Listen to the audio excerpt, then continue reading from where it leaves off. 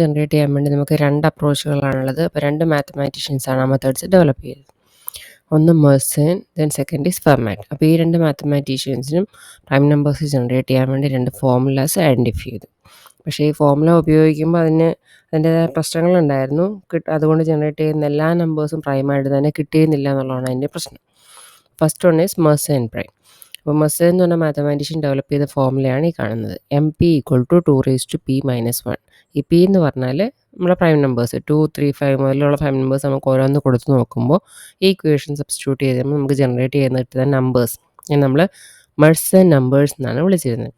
അപ്പോൾ according to this mathematician ഈ equation വഴി ജനറേറ്റ് ചെയ്യുന്ന നമ്പേഴ്സ് എല്ലാം പ്രൈം ആയിരിക്കും എന്നാണ് ആൾ ക്ലെയിം ചെയ്തത്. പക്ഷേ ഈ ഇക്വേഷൻ ഉപയോഗിച്ച് ജനറേറ്റ് ചെയ്യുന്ന കുറച്ച് നമ്പേഴ്സ് പ്രൈമായിട്ട് കിട്ടിയിട്ടുണ്ട്. പക്ഷേ ചില നമ്പേഴ്സ് പ്രൈം അല്ലാണ്ടും കിട്ടിയിട്ടുണ്ട്. അപ്പോൾ ആ ഇക്വേഷനിൽ ഞാൻ പറഞ്ഞു പി എന്ന് പറഞ്ഞൊരു പ്രൈമാണ്. അപ്പോൾ പി എന്ന് പറഞ്ഞ പ്രൈം നമ്പർ നമ്മളവിടെ സബ്സ്റ്റിറ്റ്യൂട്ട് ചെയ്ത് ആ ഇക്വേഷൻ സോൾവ് ചെയ്ത് പോവുകയാണെങ്കിൽ, അതായത് ഫസ്റ്റ് നമ്മൾ 2 കൊടുത്തു.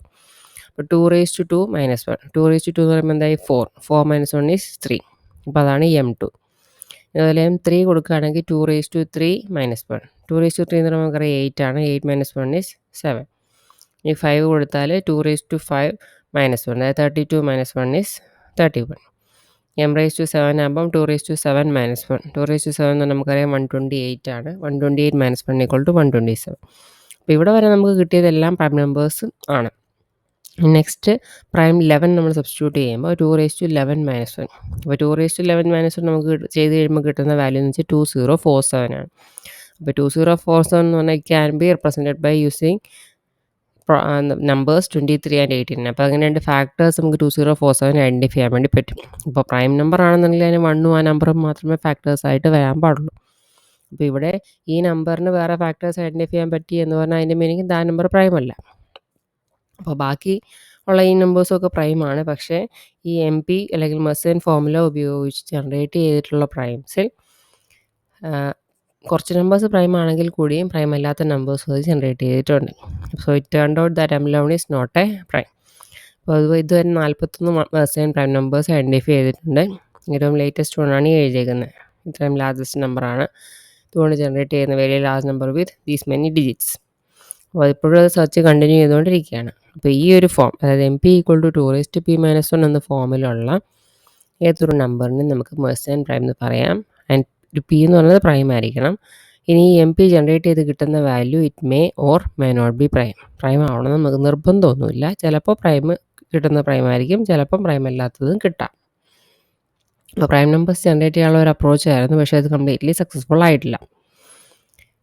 ഇനി സെക്കൻഡ് ഓപ്ഷൻ എന്ന് പറഞ്ഞാൽ ഫെർമാറ്റ് പ്രൈം. അപ്പോൾ ഫെർമാറ്റും നമ്മൾ നേരത്തെ പറഞ്ഞു ലിറ്റിൽ തിയറി ഒക്കെ പഠിച്ചതാണ് നമ്മൾ.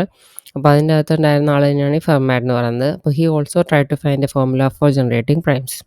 അപ്പോൾ ആൾ ജനറേറ്റ് ചെയ്ത ഫോർമുലയാണ് ഈ കാണുന്നത് 2^n+1.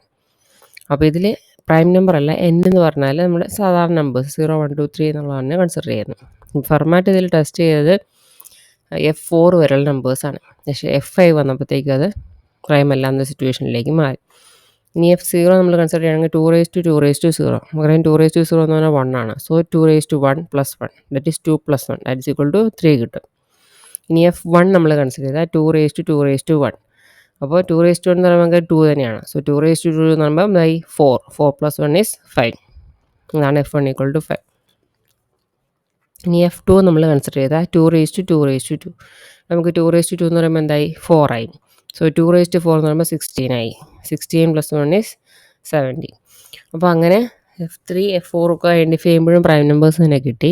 പക്ഷേ F5 വന്നപ്പോഴത്തേക്ക് നമുക്ക് അവിടെ ജനറേറ്റ് ചെയ്ത് കിട്ടിയ നമ്പർ നമുക്ക് വേറെ ഫാക്ടേഴ്സിനെ ഐഡൻറ്റിഫൈ ചെയ്യാൻ പറ്റി. That means that number was not a prime.